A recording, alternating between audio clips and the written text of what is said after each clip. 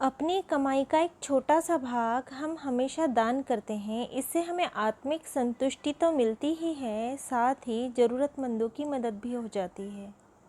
तो नवरात्रि में हमें ऐसा क्या दान करना चाहिए, साथ ही माँ को ऐसा क्या हम भोग लगाएं जिससे माँ प्रसन्न भी हो और हमारी मनोकामनाएं भी पूर्ण हो जाएं।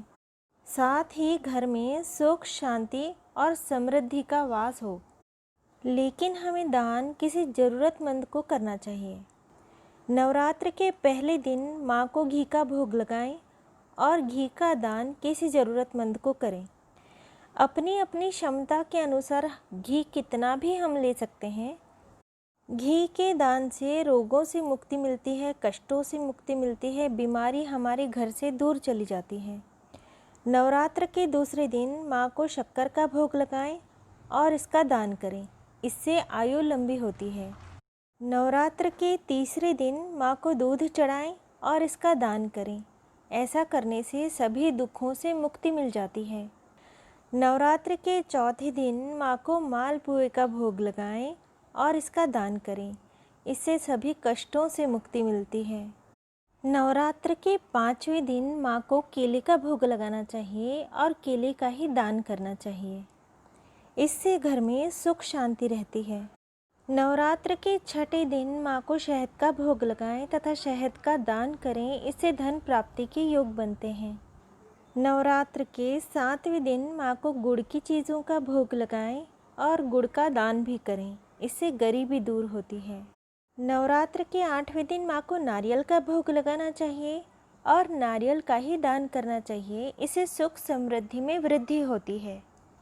और नवरात्र के 9वें दिन माँ को विभिन्न प्रकार के अनाजों का भोग लगाना चाहिए और फिर उसे गरीबों को दान कर देना चाहिए। इससे जीवन में सुख शांति रहती है। ये तो हुए नवरात्र में किए जाने वाले उपाय। इसके अलावा सुख शांति के लिए प्रतिदिन घर में सुबह सुबह कोई भी भजन अवश्य लगाएं। इससे घर का वातावरण सकारात्मक रहता है। घर की छत और टॉयलेट को हमेशा साफ सुथरा रखें और घर में कभी भी जाले ना लगने दें। इससे राहु का असर घर पर बढ़ जाता है। घर की दहलीज पर गंगा जल छिड़कें। घर में प्रतिदिन गौमूत्र छिड़कें और घर के मुख्य द्वार पर दाहिनी ओर कुमकुम से स्वस्तिक का चिन्ह बनाएं।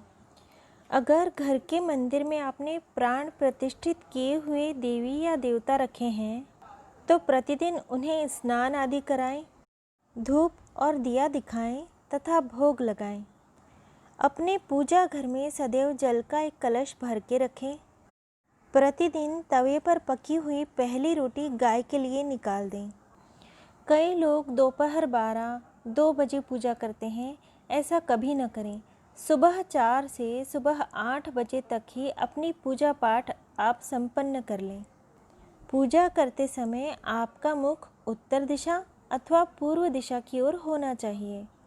घर में कभी भी जूते, चप्पल और कपड़े इधर उधर बिखेर कर ना रखें। इससे भी अशांति का वातावरण फैलता है। बिस्तर पर बैठकर कभी भी भोजन ग्रहण ना करें।